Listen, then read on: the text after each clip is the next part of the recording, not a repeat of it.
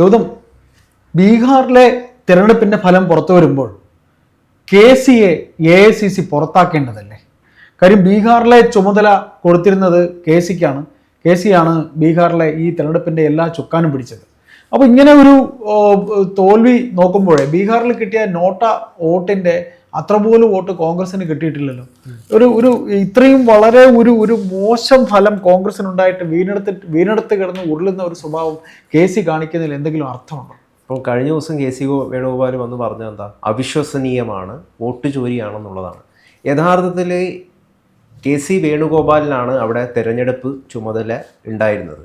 അങ്ങനെ തൻ്റെ ഒരു മേൽനോട്ടത്തിൽ നടന്ന ഒരു തെരഞ്ഞെടുപ്പിൽ എങ്ങനെ മഹാഗഡ്ബന്ധന്, പ്രത്യേകിച്ചും കോൺഗ്രസിന് ഇത്ര വലിയ ദയനീയമായ തോൽവി ഉണ്ടായി എന്നതിനെ കുറിച്ച് അദ്ദേഹം ഒന്നും മിണ്ടുന്നില്ല. അപ്പൊ അതുകൊണ്ട് തന്നെ ഒരു സംഘം ആളുകൾ ഇപ്പൊ കോൺഗ്രസിന്റെ അകത്തു നിന്ന് തന്നെ അദ്ദേഹത്തിനെതിരെ നീങ്ങിക്കൊണ്ടിരിക്കുകയാണ്. കാരണം കേരളത്തിലും അദ്ദേഹമാണ് ഇനി വരുന്ന തെരഞ്ഞെടുപ്പുകളൊക്കെ ചുമതല വഹിക്കാൻ പോകുന്നതെങ്കിൽ ഇതേ അവസ്ഥ കേരളത്തിലെ കോൺഗ്രസിനും സംഭവിക്കും. 8 നിലയിൽ കോൺഗ്രസ് പൊട്ടും എന്ന് പറയുന്ന ആളുകൾ, കേരളത്തിലെ കോൺഗ്രസ് പൊട്ടും എന്ന് പറയുന്ന ആളുകളുണ്ട്. എന്തൊക്കെ പിഴവുകളായിരുന്നു ബീഹാറിൽ ഉണ്ടായിരുന്നത്? പ്രത്യേകിച്ചും സ്ഥാനാർത്ഥികളെ വിനിയോഗിക്കുന്നത്. സഖ്യത്തിലെ തന്നെ RJDക്കെതിരെ വേറെ 10 സ്ഥലങ്ങളിലാണ് കോൺഗ്രസിന്റെ സ്ഥാനാർത്ഥികൾ മത്സരിച്ചത്. അപ്പൊ ഇത്തരം സീറ്റ് വിഭജനത്തിലെ തർക്കം, അത് ഉണ്ടാക്കിയ വിള്ളല്. അപ്പൊ ഇത്തരത്തിൽ പരസ്പരം മത്സരിച്ച സ്ഥലത്തൊക്കെ BJP തൂത്തുവാരിയിരിക്കുന്നത്. ഏതാണ്ട് ഈ 10 സ്ഥലങ്ങളോളം BJP തൂത്തുവാരിയിട്ടുണ്ട്. പിന്നെ അത് മാത്രമല്ല, ഈ സ്ഥാനാർത്ഥി പ്രഖ്യാപനത്തിന് ശേഷം അദ്ദേഹത്തെ ഇവിടെ കണ്ടേയില്ല. അദ്ദേഹം അവിടെ പോയില്ല. അദ്ദേഹം ഇവിടെ കേരളത്തിൽ വന്നിട്ട് സീറ്റൊന്നും വേണ്ടെങ്കിലും ഞാൻ ഇവിടെ തന്നെ ഉണ്ടാകും എന്ന് പറഞ്ഞിട്ട് കേരള മുഖ്യമന്ത്രിയാവാനുള്ള ശ്രമം KC അതിനിടയിൽ ഇവിടെ വന്ന് നടത്തി എന്ന് പറയുന്ന ആരോപണവും അദ്ദേഹത്തിനെതിരെ ഉയരുന്നുണ്ട്. അപ്പം തീർച്ചയായിട്ടും ഈ പരാജയം, ഞാൻ പറയുകയാണെങ്കിൽ രാഹുൽ ഗാന്ധിയുടെ തലയിൽ വരുന്നതിനെക്കാട്ടിലും മുമ്പ് അത് ഏറ്റവും ആദ്യം ഈ പരാജയത്തെ ഏറ്റെടുക്കേണ്ടത്, ഉത്തരവാദിത്വത്തോടുകൂടി ഏറ്റെടുക്കേണ്ടത് ACC ജനറൽ സെക്രട്ടറി ആയിട്ടുള്ള KC വേണുഗോപാലാണ്. അടുത്ത തവണ കോൺഗ്രസിനെ വിജയിപ്പിക്കാൻ സാധിച്ചിട്ടില്ലെങ്കിൽ രാഷ്ട്രീയ വനവാസത്തിന് പോകും എന്ന് പറയാനുള്ള തൻ്റെ ധൈര്യം VD സതീശൻ കാണിച്ചിട്ടുണ്ടായിരുന്നു.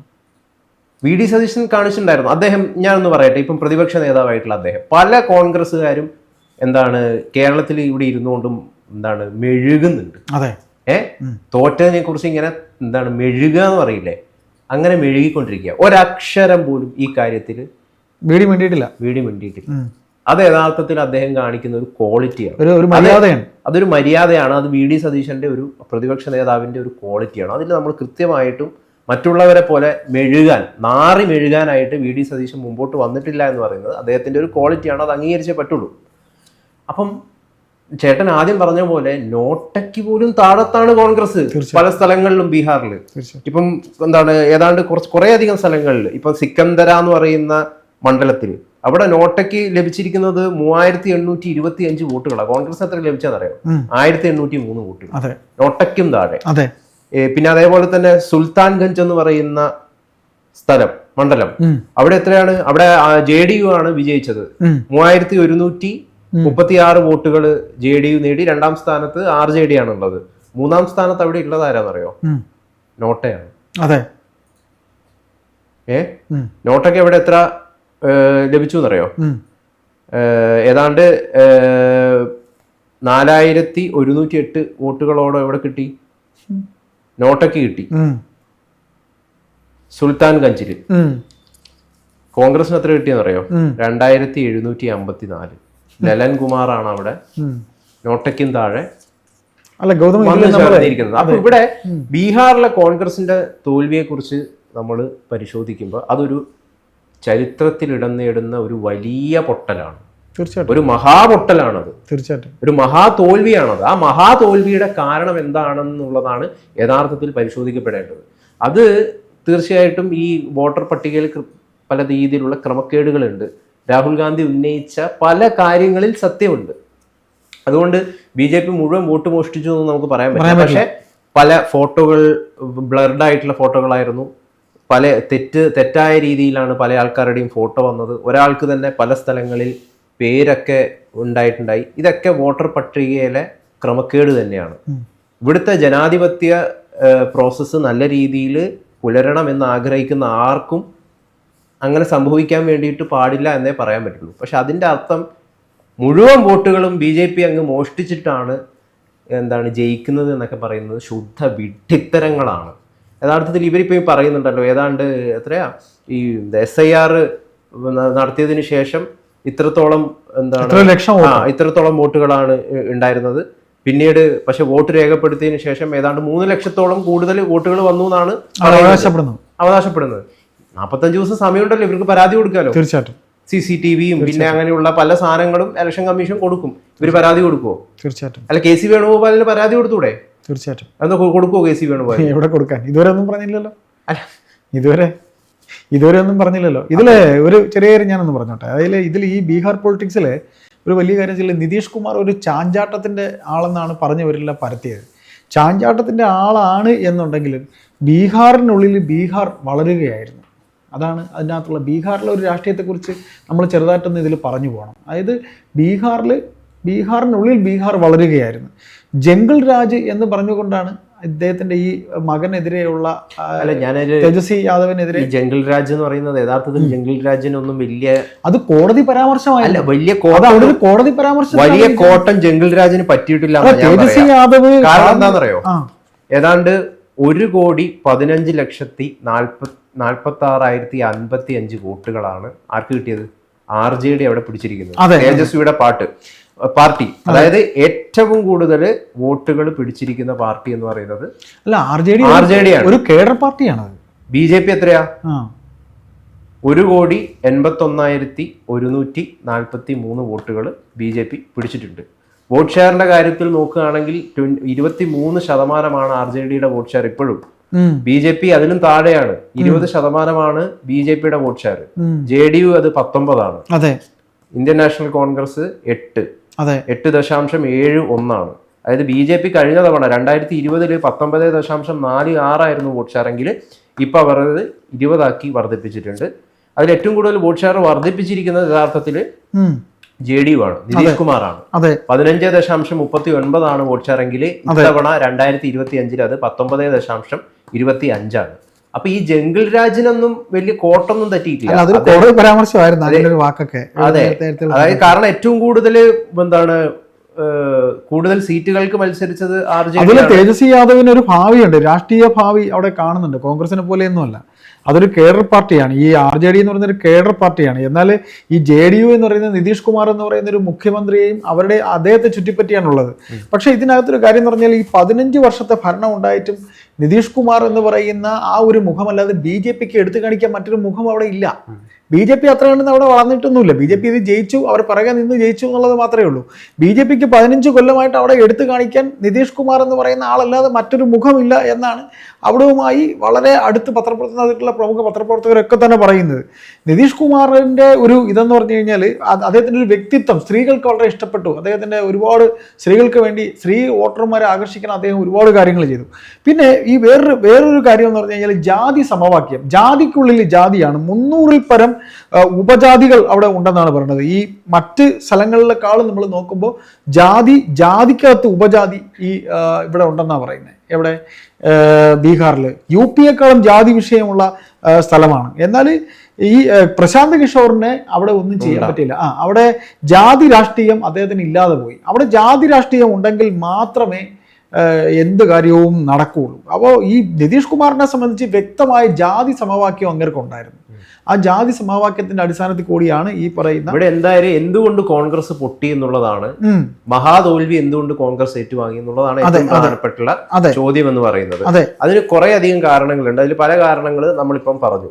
അതിൽ മറ്റൊരു കാരണം എന്ന് പറയുന്നത് ഏതാണ്ട് 17ഓളം റാലികള് ബഹുമാനീയനായിട്ടുള്ള പ്രധാനമന്ത്രി നരേന്ദ്രമോദി ബീഹാറിൽ നടത്തിയിട്ടുണ്ട്. 17ഓളം റാലികൾ 7 തവണ അദ്ദേഹം ഈ സംസ്ഥാനത്ത് വന്നിട്ടുണ്ട് ഈ ഇലക്ഷന് വേണ്ടിയിട്ട് മാത്രം. യോഗി ആദിത്യനാഥ് വന്ന് പ്രസംഗിക്കുന്നു, അമിത്ഷാ വരുന്നു. അപ്പൊ സ്ഥിരമായിട്ട് അവിടെ ക്യാമ്പയിൻ ചെയ്തുകൊണ്ടുള്ള ഒരു പരിപാടി ഉണ്ടായിരുന്നു. രാഹുൽ ഗാന്ധി ഈ വോട്ട് ചോരിയും ആരോപണവും നടത്തി അവസാന ദിവസം ഉണ്ടല്ലോ, അതിന്റെ ഒരു സമാപന. പിന്നീട് അദ്ദേഹം കണ്ടില്ല. എവിടെയായിരുന്നു രാഹുലിനെ കാണാനില്ല എന്നുള്ളതായിരുന്നു ഏറ്റവും പ്രധാനമായിട്ട് ഉയരുന്ന ഒരു വിമർശനം എന്ന് പറയുന്നത്. പിന്നെ 29-ാം തീയതിക്ക് ശേഷം ഈ ഛഠ് പൂജ എന്ന് പറയുന്ന പരിപാടി, അതിന് ശേഷമാണ് പിന്നീട് രാഹുലിനെ കണ്ടത്. അപ്പൊ ഈ RJDക്കും കോൺഗ്രസിനും ഇടയിൽ ഒരു എന്താ പറയാ യൂണിറ്റി ഇല്ല, അവർക്കിടയിൽ ഒരു ഐക്യമില്ല എന്നുള്ളത് തീർച്ചയായിട്ടും ഈ തോൽവിയിലേക്ക്, മഹാഗൺബന്ധിന്റെ തോൽവിക്ക് കാരണമായിട്ട് യൂണിറ്റി ഇല്ലായ്മ തന്നെ. ഈ JDUവിനെയും ഈ തേജസ്വി യാദവിനെയും നമ്മുടെ രാഹുൽ ഗാന്ധിനെയും ഒരുമിച്ച് സ്റ്റേജിൽ എത്ര തവണ ജനം കണ്ടു? ഒരുപാട് നമ്മൾ കണ്ടില്ല. അത് മാത്രമല്ല, ഈ തേജസ്വിനെ മുഖ്യമന്ത്രി ആക്കിയതിൽ ഇവർക്ക് വലിയ കടിയുണ്ട്, പ്രശ്നമുണ്ട് ഇവർക്ക്. തീർച്ചയായിട്ടും ഇത്തരത്തിലുള്ള സീറ്റ് ഷെയറിംഗിലുള്ള തർക്കം, ഇതേപോലെ രാഹുലിനെ കാണുന്നില്ല, വോട്ടുചോരി ആരോപണം നടത്തി അങ്ങ് പോവുക, പിന്നീട് വരുന്നില്ല. അപ്പം ഇതൊക്കെ യഥാർത്ഥത്തില് ഈ വലിയ പതനത്തിലേക്ക്, നേരത്തെ 2029 19 ആണെങ്കിൽ ഇപ്പം 6 സീറ്റുകളിലേക്കുള്ള ഈ വലിയ ഞെട്ടിപ്പിക്കുന്ന തോൽവിയിലേക്ക് എത്തിച്ചതിന്റെ കാരണമായിട്ട് കോൺഗ്രസിന്റെ ആറ്റിറ്റ്യൂഡാണ്. അപ്പോ അത് പരിശോധിക്കണം. അത് KC വേണുഗോപാൽ സമ്മതിക്കണം. ഞങ്ങൾക്ക് പരാജയങ്ങളുണ്ട്, ഞങ്ങളുടെ പരാജയങ്ങൾ എന്ന് പറയുന്നത് ഇന്നതൊക്കെയാണ്. അത് പറഞ്ഞിട്ട് വേണം നിങ്ങൾ ഏത് പറയേണ്ടത്, ഇപ്പുറത്തില് വോട്ട് ചോരി പറയേണ്ടത്. അല്ലാണ്ട് വോട്ട് ചോരി മാത്രമാണ്, വോട്ട് മോഷ്ടിക്കപ്പെട്ടുകൊണ്ട് മാത്രമാണ് തോറ്റത് എന്ന് പറയുന്നത് അത് ശരിയല്ല. അത് വളരെ മോശമായിട്ടുള്ള ഒരു കാര്യമാണ്. സ്വന്തം കഴിവുകേടിനെ മറച്ചു പിടിക്കുന്ന ഒരു പ്രവണതയായിട്ട് അത് മാറുന്നുണ്ടെന്നാണ് ഇപ്പൊ ജനം പറയുന്നത്. അത് മാത്രമല്ല, അതുകൊണ്ട് തന്നെ വരുന്ന തെരഞ്ഞെടുപ്പിന് ഒരിക്കലും KC വേണുഗോപാലിനെ കേരളത്തിന്റെ തെരഞ്ഞെടുപ്പ് ചുമതല ചുക്കാൻ വഹിക്കാൻ വേണ്ടിയിട്ട് കൊടുക്കരുത്. ഒരു കാര്യം കൂടെ നമുക്ക് പറഞ്ഞു ആളുകൾ പറയുന്നുണ്ട്. അതായത് ഗൗതം, ഇതിനകത്ത് ഒരു കാര്യം മെയിനായിട്ട് പറഞ്ഞത്, ബീഹാറിലെ ഒരു പ്രത്യേക രാഷ്ട്രീയമുണ്ട്. ബീഹാറിലെ രാഷ്ട്രീയം അടിമുടി മറ്റേത് സംസ്ഥാനങ്ങളെക്കാളും രാഷ്ട്രീയം ഉണ്ടെന്നാണ് പറയുന്നത്. അതിൽ ജാതിഘടന, ജീവിതം, വ്യാപാരം ഇതെല്ലാം UP-യേക്കാൾ വളരെ സങ്കീർണമായിട്ടെന്നാണ് പറയുന്നത്. UP-യേക്കാളും വളരെ സങ്കീർണമാണ്. ജാതിഘടന, അവരുടെ ജീവിത രീതി, അവിടുത്തെ വ്യാപാരം, ഇതെല്ലാം. അതായത് നമ്മൾ നേരത്തെയും പറഞ്ഞു, 300-ലധികം ഉപജാതികളാണുള്ളത്. പല ജാതികളിലും 300-ലധികം ഉപജാതികളുണ്ട്. പുറമെ ശാന്തമായിരിക്കും, പക്ഷെ ബീഹാറിനകത്ത് ഒരു വളർച്ച ബീഹാറിൽ ഉണ്ടാകുന്നുണ്ട്. പിന്നെ 2020 നിയമസഭാ തെരഞ്ഞെടുപ്പിൽ തേജസ്വി യാദവിന് ഇന്ന് കിട്ടിയതിനേക്കാളും വളരെയധികം ഇതുണ്ടായിരുന്നു. അന്ന് വളരെ സ്വാധീനം ഉണ്ടായിരുന്നു തേജസ്വി യാദവിന്. നിരവധിയായിട്ടുള്ള പരാജയങ്ങൾ, അദ്ദേഹത്തിന്റെ പരാജയം കൂടി നമ്മൾ പറയണം. അതിലൊന്ന് ഒന്നാമത്തെ പരാജയം എന്ന് പറയുന്നത് അൺറിയലിസ്റ്റിക് ആയിട്ടുള്ളത് ഒരുപാട് വാഗ്ദാനങ്ങൾ പുള്ളി നൽകിയിട്ടുണ്ട്. അതായത് ഒന്ന് നൽകിയത് എല്ലാ കുടുംബത്തിലെയും ഒരാൾക്ക് ഗവൺമെന്റ് ജോബ് നൽകും, അതും ഗവൺമെന്റ് ഉണ്ടാക്കിയതിന് 20 ദിവസത്തിനുള്ളിൽ.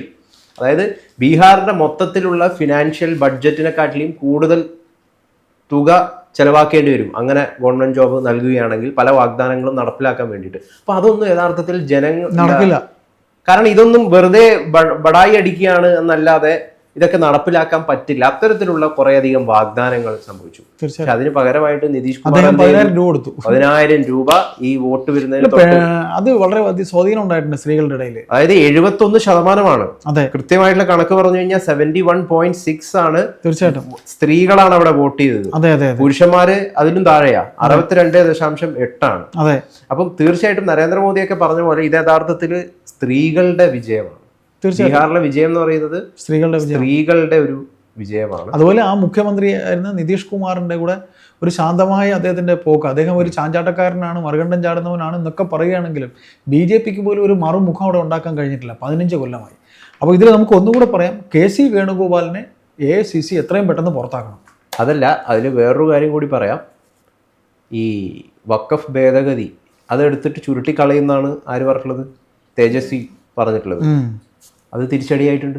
കാരണം നിങ്ങളൊന്ന് പരിശോധിച്ചാൽ മനസ്സിലാവും, എത്രയോ മണ്ഡലങ്ങളിൽ നേരത്തെ RJD ഭരിച്ചിരുന്ന വാങ്ങിച്ചിരുന്ന മണ്ഡലങ്ങളിൽ മുഴുവൻ മുസ്ലിം 40-25% മുസ്ലിം പോപ്പുലേറ്റഡ് ആയിട്ടുള്ള മണ്ഡലങ്ങൾ പോലും JDUവും BJPയും പിടിച്ചടക്കിയിരുന്നു.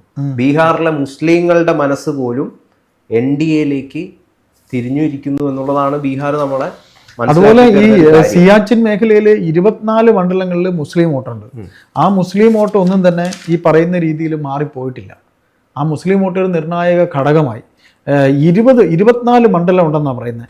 അസറുദ്ദീൻ OICയുടെ പാർട്ടിയാണത്. അവർക്ക് അങ്ങനെ വലുതായിട്ടൊന്നും വോട്ട് മാറ്റാൻ അങ്ങനെ തിരിച്ചടി നോക്കുകയാണെങ്കിൽ കോൺഗ്രസ് പറയാത്ത പല കാര്യങ്ങളും എന്താണെന്ന് വെച്ച് കഴിഞ്ഞാൽ, രാഹുൽ ഗാന്ധിയുടെ ഒരുപാട് മണ്ടത്തരങ്ങൾ, പ്രത്യേകിച്ചും ഞാൻ അദ്ദേഹത്തെ പൊട്ടനെന്നോ പപ്പുവെന്നും വിളിക്കാനൊന്നും തയ്യാറല്ല. കാരണം അദ്ദേഹം നമ്മുടെ പ്രതിപക്ഷ നേതാവാണ്. പക്ഷെ അദ്ദേഹത്തിന് പല പിഴവുകളും സംഭവിക്കുന്നുണ്ട്. അതിനെ നമ്മൾ ബഹുമാനപൂർവ്വം വിമർശിക്കുകയാണ് യഥാർത്ഥത്തിൽ വേണ്ടത്. അങ്ങനെ ബഹുമാനപൂർവ്വം വിമർശിക്കുമ്പോൾ നമുക്ക് മനസ്സിലാക്കാൻ വേണ്ടി സാധിക്കുന്നത് എന്താ, ഈ ഓപ്പറേഷൻ സിന്ദൂറിന്റെ സമയത്തൊക്കെ പല പിഴവുകളും ആവശ്യമില്ലാത്ത കമന്റുകൾ. പിന്നെ അതേസമയം ട്രംപിന്റെ ഈ ഒരു അദ്ദേഹം ഈ തീരുവ വിഷയത്തിൽ ട്രംപിന് അനുകൂലമായി നിന്നുകൊണ്ട് ഇന്ത്യ വിരുദ്ധമായിട്ടുള്ള പരാമർശങ്ങൾ രാഹുൽ നടത്തിയില്ലേ? അതായത് ഇന്ത്യൻ എക്കണോമി ഡെഡ് ആണ് എന്ന് അങ്ങ് പ്രഖ്യാപിക്കുകയാണ് രാഹുൽ ഗാന്ധി. ഒരു പ്രതിപക്ഷ നേതാവാണ്.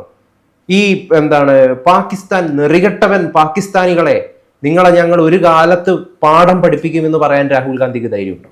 ഈ ഓപ്പറേഷൻ സിന്ദൂരിൽ ഒരു പ്രതിപക്ഷ നേതാവ്, ഈ നാട്ടിലെ പ്രതിപക്ഷ നേതാവ് എന്ന നിലയിൽ ഞാൻ യഥാർത്ഥത്തിൽ അദ്ദേഹത്തിന്റെ വായിൽ നിന്ന് അത്തരത്തിലുള്ള ഒരു പരാമർശം ആഗ്രഹിക്കുന്നുണ്ട്. നെറികെട്ടവന്മാരെ പാകിസ്ഥാനികളെ, നിങ്ങൾ ഞങ്ങളുടെ നാട്ടിലെ ഒരുപാട് ആളുകളുടെ ജീവൻ ഇല്ലാതാക്കി, ഒരു കാലത്ത് നിങ്ങളെ ഞങ്ങൾ പാഠം പഠിപ്പിക്കും. ഈ പരാമർശമാണ് യഥാർത്ഥത്തിൽ ആദ്യം രാഹുൽ ഗാന്ധി നടത്തേണ്ടത്.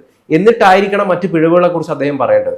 ഇവിടെ അദ്ദേഹം ഇന്ത്യക്ക് എത്ര റഫേൽ നഷ്ടപ്പെട്ടു, ഇന്ത്യക്ക് എത്ര കപ്പൽ നഷ്ടപ്പെട്ടു, ഇന്ത്യയിലെ ജവാന്മാരെ നഷ്ടപ്പെട്ടില്ലേ, ഇന്ത്യൻ സെക്യൂരിറ്റി, ഇന്ത്യൻ സൈനികരെ കുറ്റപ്പെടുത്തുന്ന കുറേയധികം പരാമർശങ്ങൾ അദ്ദേഹം നടത്തി. അതൊക്കെ യഥാർത്ഥത്തിൽ ആ സമയത്ത് പാടില്ല. തിരിച്ചടി ഉണ്ടാക്കിയിട്ടുണ്ട് എന്ന് കോൺഗ്രസ് മനസ്സിലാക്കണം, രാഹുൽ ഗാന്ധി മനസ്സിലാക്കണം. അതിനേക്കാളിലൊക്കെ ഉപരി ആര് മനസ്സിലാക്കണം? കെ സി വേണുഗോപാലും. തീർച്ചയായിട്ടും ഇതിൽ കെ സി വേണുഗോപാലിനെ മാത്രം നമുക്ക് AICCയിൽ കുറ്റം പറയാൻ കഴിയില്ല. മല്ലികാർജ്ജുൻ ഖാർഗെയ്ക്കും ഇതിൽ നിർണായകമായ പങ്കുണ്ട്. അദ്ദേഹം പ്രസിഡന്റാണ്, അദ്ദേഹത്തിന് നേരെ നടക്കാൻ പോലും പറ്റുന്നില്ല. അത്രയും അങ്ങനെ ഒരു പ്രസിഡന്റിനെയൊക്കെ വെച്ചിട്ട് രാഹുൽ ഗാന്ധി ഇനി എത്ര നാൾ ഈ കോൺഗ്രസിന്റെ വണ്ടി ഉരുട്ടിക്കൊണ്ട് പോകുമെന്നുള്ളത് നമുക്ക് കാത്തിരുന്ന് കാണേണ്ടി വരും.